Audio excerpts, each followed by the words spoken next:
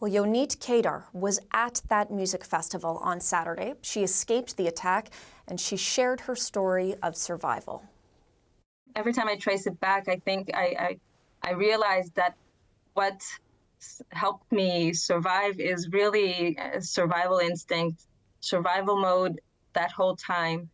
I think that the only at the only point that I actually realized that I was in actual danger was when I started hearing the gunshots around us. But that, in fact, took a while because in the beginning, as you know, at 6:30 a.m. started the rocket started, and very quickly we understood that the party was over, and we just got our things at what seemed like 3 minutes, and we just got out of there as fast as possible. Me, myself, my 3 friends were in my car. I was driving, and 2 other friends in a separate car as well.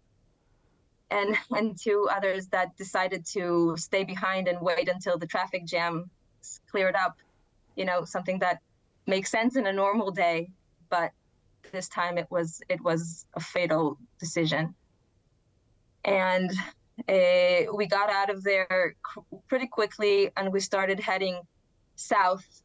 But after like a few kilometers, the line of cars, mind you, hundreds of cars with hysterical people, some of them on different types of psychedelics, and it was really, really scary. At this point, I was mainly concerned of a huge car accident. They all were driving so frantically and hysterically.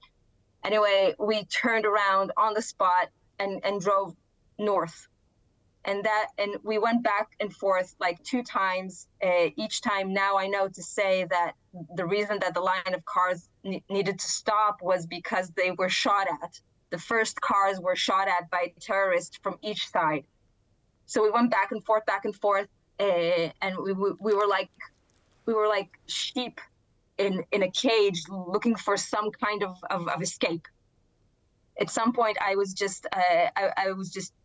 told my friends, okay, guys, I'm going to stop here on the side of the road and we're going to get off, because again, you need to understand at this point, we thought that the only danger was coming from above, coming from the sky, from the rockets. We didn't hear any gunshots around us at this time.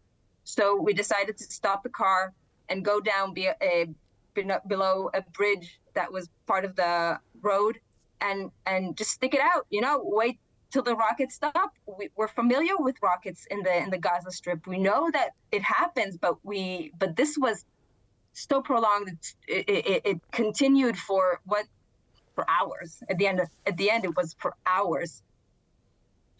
And we waited for like, I think 10 minutes under the bridge.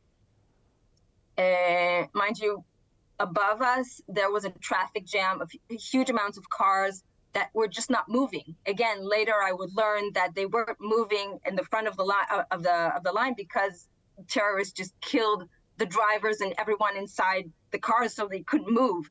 Nothing was moving. East, west, north, south, nothing was moving. And behind us from the west was the area of the party. Slowly, then you make it to a military base, correct? Is that where you end up finding safety?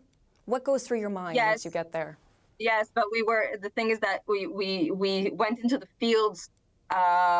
Before that, we were told to go east to the fields, and only then did we start hearing the gunshots all around us. And in the fields above us, we saw people running for their lives. Some of them barefoot in the fields. It was so much dust. And again, we were 3 of us in the car, and very quickly people started, tapping on our car to say, stop, so I can get on. A lot of cars did not stop. Later, I would learn that 5 cars didn't stop for most of the people that were on that joined our car. So we were like 8 people. We were 8 people in the car able to join, and we just drove. I never looked forward. I never looked back. I just look forward. I knew that if I would look back, I would see things that I could not unsee. That is Yonit Keidar telling us how she survived the music festival attack on Saturday. We reached her in Tel Aviv.